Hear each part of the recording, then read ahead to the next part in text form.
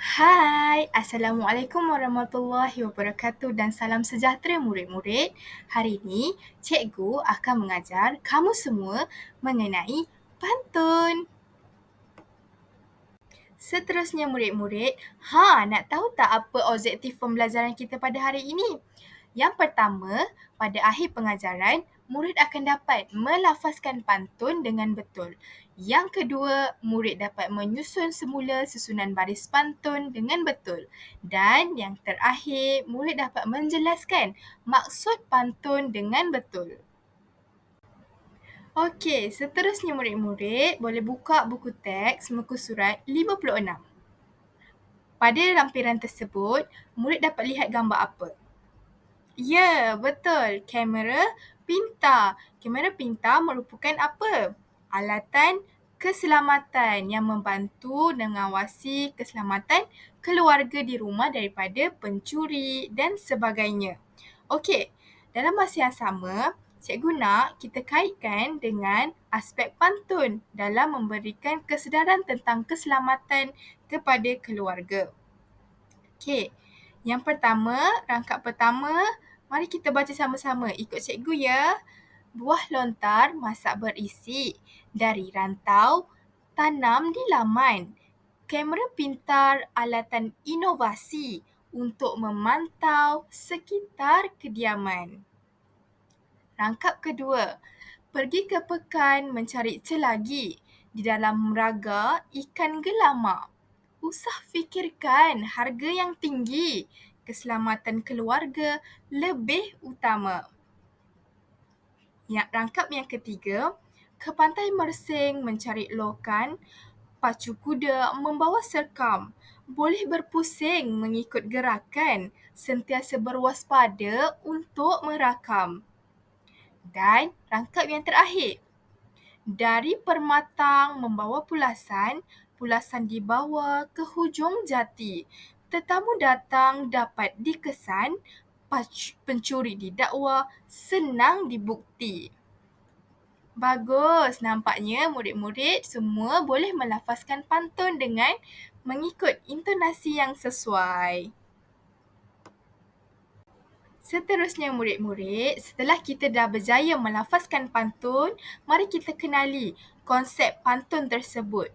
Yang pertama, pantun ini merupakan sebuah puisi tradisional masyarakat Melayu sejak zaman dahulu.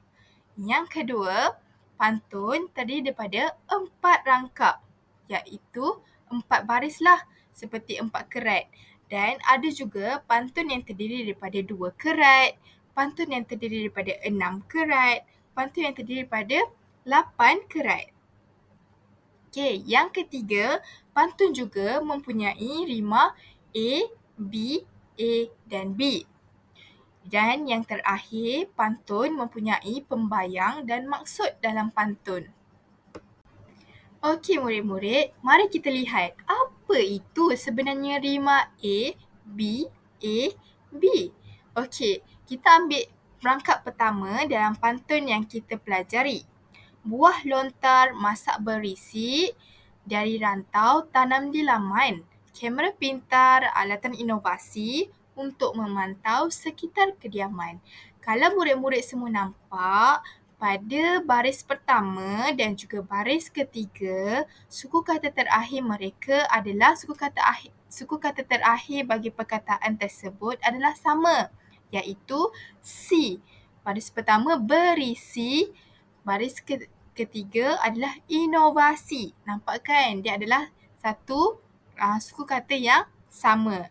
Untuk baris kedua pula, dari rantau tanam di laman dan juga baris keempat, untuk memantau sekitar kediaman.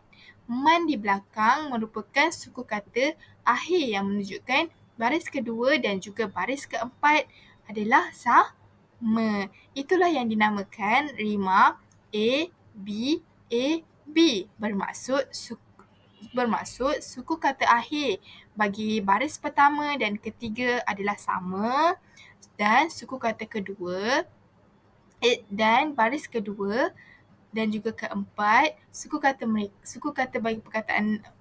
bagi perkataan adalah sama. Okey murid-murid, seterusnya mari kita lihat apa itu pembayang dan juga maksud dalam rangkap pantun.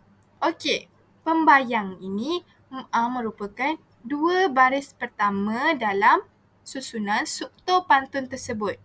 Seperti yang kita lihat, untuk rangkap pertama pantun yang kita pelajari, buah lontar masak berisi dari rantau tanam di laman. Maksudnya,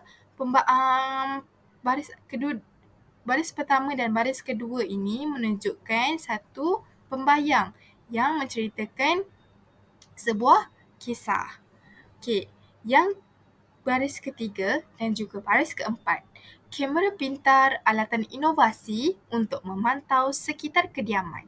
Ini adalah maksud yang ingin disampaikan oleh pembaca pantun kepada pendengar. Di mana sebenarnya adalah untuk menyampaikan kamera pintar ini merupakan satu alat inovasi yang boleh kita guna untuk memastikan keselamatan kawasan rumah kediaman kita. Sekian, itu sahaja daripada Cikgu Linda. Okey, itu sahaja topik pembelajaran kita pada hari ini. Mari kita teruskan dengan aktiviti seterusnya.